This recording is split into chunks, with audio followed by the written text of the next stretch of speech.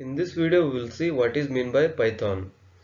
So, if you are looking for a programming language, so which is basically open source and object oriented, so then Python is a good option for that one.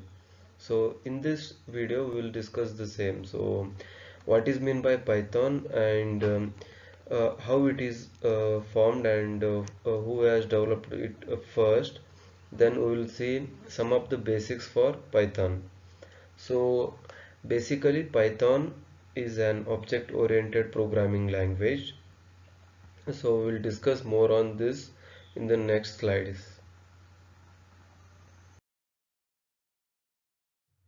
Alright, so Python, what is Python? First we will see. Then a Python is an interpreted object-oriented high-level programming language with dynamic semantics.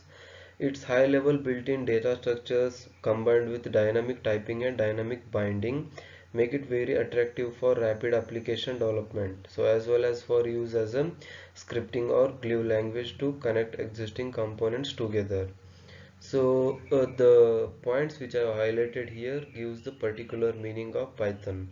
So Python is a programming language which can be interpreted. So it is a type of interpreted means uh, a dynamic changing of program is allowed there. So object oriented. So the meaning of object oriented is rather than discussing or focusing on the logic behind implementation, so we will directly focus on the object itself. So if suppose you are working on a big project, then it contains small quantities or small chunks there.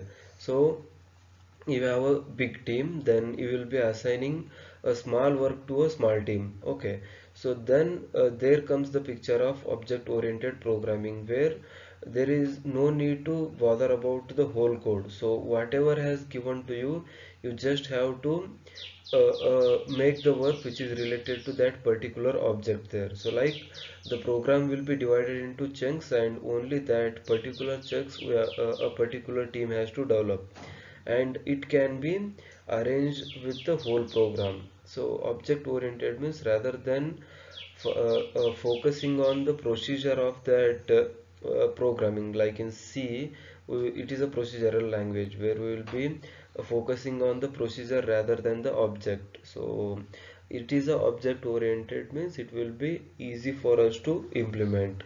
Then high level language. So the meaning of high level language is, so like if you take an example of 8086, that is microprocessor, there we are writing the program in terms of assembly level language. We will be writing like move r1 comma a, move r2 comma b, then add r, then add r1 comma r2. Like this we will be writing all the details there. So that is called as machine level language, where you need to mention each and every minute information about the program.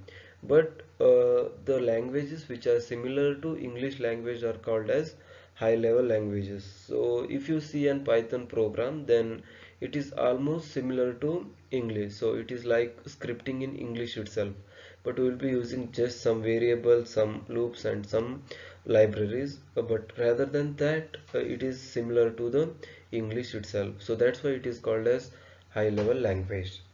Then coming to its built-in data structures. So as it is an open source language, it has got a huge community to develop, or it has got a huge community which can contribute for the standard libraries. So what is meant by standard libraries is an a question. So let me just take an example. So if you want to add two numbers, then you will be like saying add a comma b. So if a and b are two integers, then we will be saying add a and b. So we will be writing like c is equal to a plus b. So I have just written a plus b, then where that functionality is coming from. So add is an definition which is already defined in the Python. So somebody has written the code for that add already, and it is stored in the standard libraries of Python. So when you call that add, it will be running that standard library definition, that is add definition or add a predefined library. Then it will be adding these numbers with the help of that definition. So like this, for n number of functions and arithmetics, the Python has already given the standard libraries. So that that makes the programmers work easy. So that is mean by built-in data structures, and combined with dynamic programming and dynamic binding. So dynamic program is nothing but we will be writing simultaneously. So that is will be not writing a block by block. So you can write simultaneously and the whole program will be executed simultaneously. So rapid application development for it is well and good, and then as well as for use as a scripting or a glue language to connect existing components together. So it is well suited for connecting the existing language with the previous language. So there is no platform specification for this one, so you can run this Python on any platform. So it has got many collaborations like Java and Python, Jython we can say.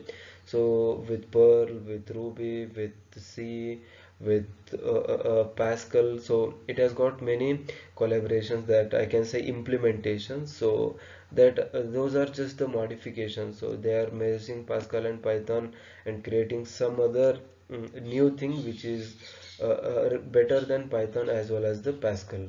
So Jython is better than Python and Java. So where it uses the functionalities of both Python and Java to combinedly to get a particular task done. So like this we can use it like a glue there. So that's the brief meaning of Python. So what is meant by Python and how it is used. So let me just to the advantages of Python. So what makes the Python stand apart from the row? So there are many languages we know that are existing in the market, but Python is very popular. So what makes it popular? So we know that C is a mother of all programming languages. So or else we can say the first programming language which ever produced is the C, but it is not as popular as Python. So Python and Java, Go are the some of names or the popular names which come to our mind whenever we talk of programming. So what makes them so popular? So coming to the particular Python, so first one is the easy syntax. So as I said, the other programming languages uses semantics, but the Python uses the English language itself for writing the script. So that's why it is very easy for humans to understand the program. So if you see an Python program, then anyone can easily understand. So if you have a little bit programming language or programming knowledge, then you can identify what is happening in that code basically. So then next one is the readability. So readability and easy syntaxes. So when you come to C programming, then you have got many conditions there. So if you should put a semicolon, then you have to define the variable before you use any variable. But in Python there is no need to put a semicolon, so it is left to the user. So blank spaces are considered as the end of the statement here. So if you leave large amount of blank spaces, then it may be the it is assumed it may be a end of the statement there. But in case of C, we need to put a semicolon. Then if you want to use A and B as a integer variables, then first you have to write hash include stdio.h, then the standard library, that is math. Then there are a lot of n number of things which you have to do in C programming. So you have to define a as a integer, then b as a integer, then c as a integer, then you have to use those in the main function. But in Python that is not the case. So you just take variable a and b, then so you just add those and you won't define anything. So it will directly tell you what is the data type. So it will directly take the data type depending on the value. So if it is a decimal value, it will take it as int, and if it is a floating point value, it will take it as a floating point, and if it is a character, then it will take it as a char. So that work is not needed, so that overhead for the programming is removed in case of Python. So that's why we will say Python has got easy syntax, means there is no complexity. So there is no complexity involved in the Python. Then readability, of course, as it is a high level language, anyone can read, and it is a human friendly programming language. So next point is the same, that is high level language, that is written similar to the English language. Then this is the important, so that is object oriented programming. So as I said earlier, rather than focusing on the functionality of the program, it will just focus on the, so rather function focusing on the procedure of the program, it will just focus on the functionality of program. So what the user actually wants to build with this program, so it will focus on that one, and depending on that one we will be writing the program. So a large program will be divided into small chunks, and those will be implemented, then they will be combined together to form a complete program. So that's the meaning of object oriented programming. Then it's a open source and free. Yes, it is also an interesting feature. It is a open source, then you can get the source code for all the programs or versions which are released by the Python Foundation, and then it's a free. So unlike the MATLAB and other programming languages which charges for the use, so this is a type of open source and free. So HFSS, MATLAB, all other programming languages that is used toolkits, I can say, they are pay, and they are like, they are not free. So Python is free, so that's why it stands out of the row. Then cross platform. So the what is meant by cross platform is, so it can run on any device. So if I take the Python code and run it on the Java compiler, and then it will run. So if you run it on the Arduino, then it can run. So it is a cross platform type of programming language where there is no need to have a Python development environment itself, so it can run on any platform, and widely supported. So of course it will be widely supported because it is a open source, so it has got a huge community for its development. And then extensible. So the meaning of extensible here is that, so you have got a source code for this Python, then if you can do something which is better than the existing version of this Python, then you will be awarded as a contributor or the developer of this Python. So extensible means you can change the source code according to your application. So if you don't like something in Python, then you can take the source code and then modify it with your convenience, or with your convenient way.